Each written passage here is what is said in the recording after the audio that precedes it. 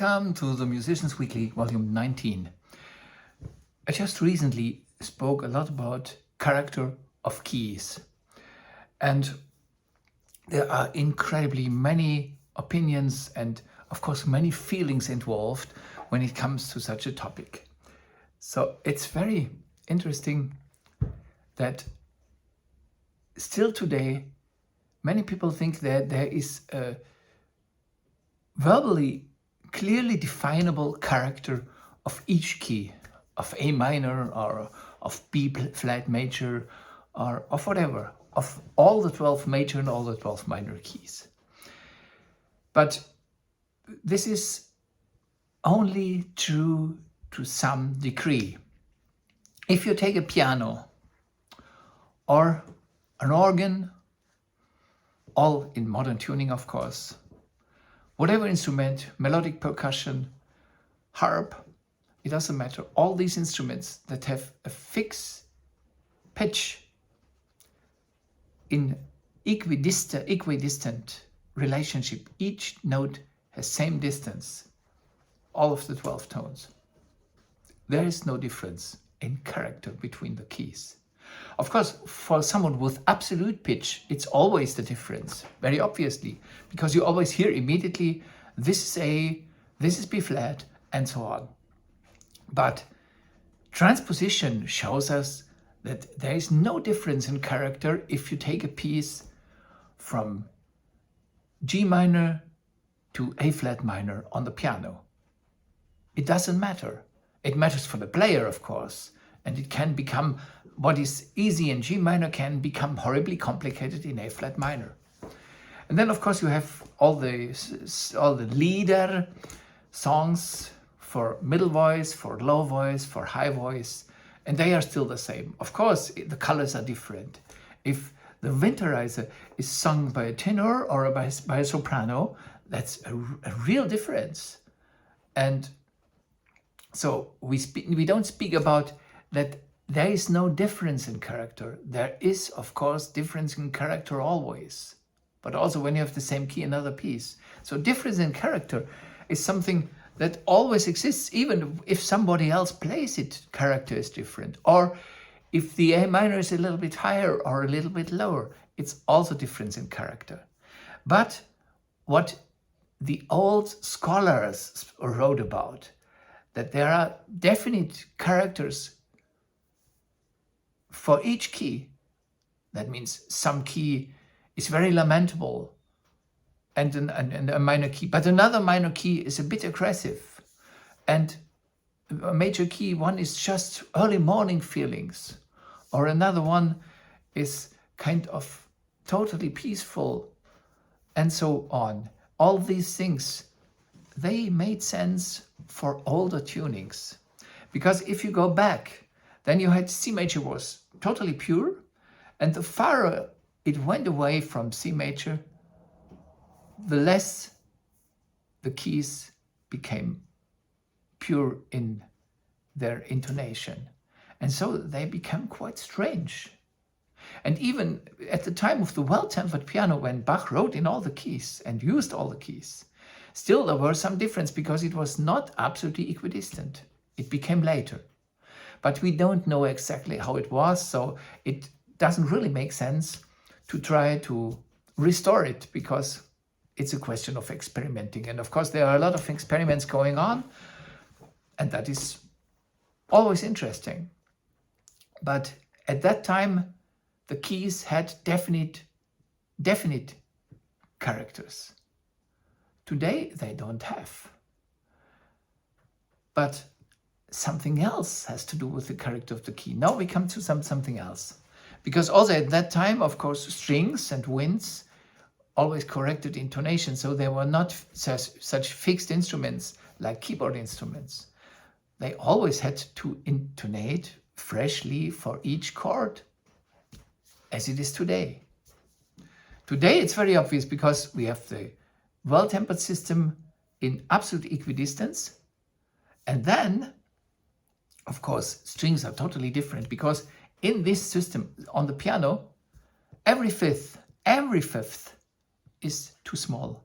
Every large third, every major third is too high. So it's too large. Yeah, every major third is too large, and every fifth is too small. And these are the main intervals apart from the octave. And so these intervals that are there for beauty and for stability, for the triad, and so on, these intervals are always sounding disturbed on the piano and the organ and so on. But we get used to everything. And so after some time you don't hear it anymore. You listen to a lot of piano music, you enjoy it, and you really love it, and it doesn't matter. But if a string quartet would play in the tuning of a piano, you would feel it's absolutely horrible. It is below anything that is even worth discussing. But now what we have, well, what do we have difference in character? We have it, of course, when we go to the orchestra or to chamber music. For the strings, all the keys with a cross are very good. So it starts with C major, which is very fine, but then it becomes G major is ideal for the violins, for example. D major, A major, very bright. E major, extremely bright and even uplifting feeling.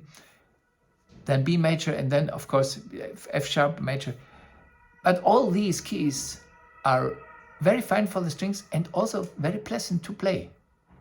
But when you go to the B keys, that means to F major, it's okay. B major is okay, E flat major, A flat major, yeah, it becomes less pleasant for the strings, and it doesn't have so much resonance in all the string instruments. Of course, D flat major and G flat major has very low resonance. Why? Because you have the open strings that always resonate, and so you can very easily hear it when you take the Eroica by Beethoven, which is in E flat major, and you have very earthbound sound, and you have the Seventh Symphony by Anton Bruckner, which is in E major and has this even kind of heavenly sound from the beginning. Then you take this heavenly E major in the Seventh Bruckner, and then you go to the E flat major of the Fourth of Bruckner, and you have again much more earthbound sound. It's very obvious. You just take Bruckner's E major symphony and E flat major symphony and put them aside of each other. It is totally obvious. What is the difference? And so we have these typical pieces that are very beautiful, very bright in sound, and fantastic for the strings in A major, for example, the Italian Symphony by Mendelssohn or the Seventh Symphony by Beethoven. That is ideal for the strings, and it is this kind of bright world and this always spring and so on. And then, on the other hand, we have the winds. And for the winds, for many winds, not for all of them, for many of the wind players, it is much better the B keys. And so when you have pieces written for wind instruments, it's very much preferred to have them in E flat, in B flat, in F.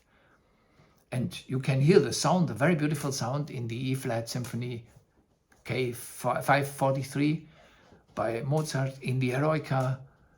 In these pieces, then you can immediately hear how well it is suited for the winds. And for the strings, it's not so bright. So that's the difference. And then we can absolutely speak about of character of keys in the orchestra, very obviously.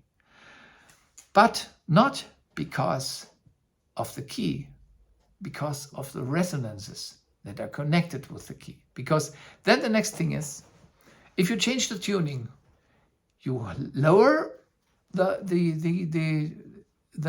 A, or you make it higher. So if you have the A is 440, or you make it lower to 430, or you make it higher to 442, whatever you do, the character will stay with it, because the resonances stay, because the tuning is changed, but still the same open strings. And so you can see that we do not know at all how the B flat was, or how whatever pitch was at the time of Bach or of Mozart or of Beethoven or of Schubert. It is absolutely unknown. There are some ideas, but there is no proof of anything. We know it was lower, but we also don't know really that. And I think that it was different from place to place, as were many things at the time. There was no cosmopolitan music making. There was French style, there was Italian style, there were Germans who tried to fuse it, there was a kind of English school, all these things. And so there is no general tuning. But tuning can be this and that. A bit like later with the metronomes, when the metronomes were not at the same speed, very different, some this, some that. So you never know. And this was even with the metronomes, was even toward the end of the 19th century. Same problem with tuning. We do not know. From the beginning of recording history, then we have some proof, some materialist proof. But before that time, we don't have it. And so we cannot know how the A minor or the A major sounded at the time of Mozart, of Beethoven, of Schubert, of Bruckner. Nothing. Of Brahms, of Tchaikovsky. It is absolutely no evidence for anything. And so the character is not bound to the absolute pitch. The character is bound to the resonances of the orchestra. And on the piano, of course it makes a difference. Of course the character is different for everybody. And everybody is free to feel whatever you feel. But it's not an objective character you can speak about connected with a specific pitch. That is very important. So there were a lot of theories, and one of the latest was Hermann Beck. He was a pupil of Rudolf Steiner, who stayed quite distant with Beck's theories. He was very positive toward him, but he would not really speak about these speculations of his pupil. And he wrote about the book, The Character of the Key. This is pure speculation. It's a very beautiful field, and it is a little bit fed. It's a little bit fed by Richard Wagner's use of the keys, because Richard Wagner used them so consciously. And so he used A flat minor in that way and E major in that way. And he really knew what he wanted to do in the, for example, in the Ring of the Nibelungs. And then you can have the feeling, and Steinerianas are Wagnerianas, you can have the feeling that it is so clear, this is the character of the key. But if you change the pitch and go from 440 to 430, the character will stay the same. It's the character of the resonance and the character the composer imagined in connection with the key, but not the character of this absolute pitch. So far for today, in my German contribution, this made a lot of kind of cyberstorm, and I think it's a very interesting theme, and there are many a bit strange ideas about it there, and it is important to have clarity about these things.